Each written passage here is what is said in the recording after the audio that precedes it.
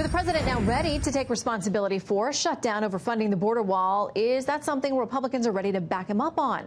Well, let's ask GOP Senator from Utah, Mike Lee, who's on the Judiciary Committee. Good to see you tonight, Senator. Good to see you. It was a little wild and woolly in there today. So the president has said, listen, I'll own it. I will take this shutdown because it's all about border security. That is what people elected him to do. It is. And I have to respect the fact that he ran on this, he campaigned on it, and he's actually doing what he said he would do. And he's also willing to say, I stand behind principles that I campaigned on. And I'm willing to put my money where my mouth is. I'm willing to say I'm not going to fund everything in government that you say I have to, unless I'm also going to get something very important to me. I think that's helpful. We know the Democrats came out. They were taking a victory lap after this. Aaron Blake writes in the Washington Post, the headline, Democrats finally went after Trump face to face. He says Democrats got a soundbite they could hardly have dreamed of. Trump saying repeatedly that he would shoulder the blame for a shutdown and even promising not to blame them. Quote, I will take the mantle, he said.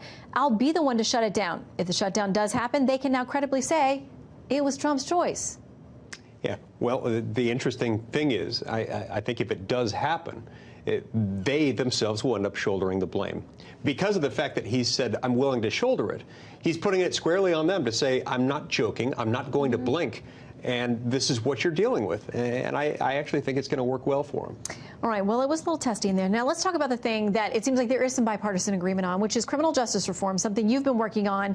There were conversations about the majority leader, Mitch McConnell, not wanting to have a vote on this. A lot of people think he was acting under some pressure from the president. So now you're probably going to have a vote on this sooner rather than later. But you know, your GOP colleague, Senator Tom Cotton, continues to object. We talked about this before. Here's his latest statement. I don't think the Senate should vote to let carjackers and bank robbers out of prison. Maybe other senators do. That's their prerogative. But I'll have lots of amendments to offer, and they can make those choices. Carjackers and bank robbers. Yeah, I disagree with every word he uttered. The words but and the, every syllable in there. Look, this bill is about making the American people safer by making our criminal justice system fairer, more effective, and more efficient. What we want to do is reduce the crime rate, reduce anyone's risk of becoming a victim of crime. That's what this bill does. But he was saying today in another part of that interview that there will be people who are released right away. And he says just based on the law of averages, on the sheer numbers, there will be heinous crimes that are committed because of the people who are allowed to go free because of this legislation. True or false? Well, I think it's false. I think it's certainly misleading. It's not how I see this law. Look, we have to take into account the fact that Michael Mukasey, President Bush's former attorney general, himself a former federal judge, not somebody who's soft on crime, recently came to us and said, it will soon be the case that we'll be spending more than a third of the entire Department of Justice budget on prison bed space. And he said when it reaches that level, that's resources that are being taken away from law enforcement and making it more difficult for us to keep the American people safe. That's why I applaud President Trump's leadership on this, and I'm glad that we're going to be getting a vote on it. It's going to pass overwhelmingly with 80 or more votes in the Senate. Okay, speaking of crime, let's talk about some of the recent developments with Michael Cohen, Paul Manafort, the Mueller filings, in the Flynn case as well, a number of things that we're learning. It seems like there's a split on exactly what it means for the president.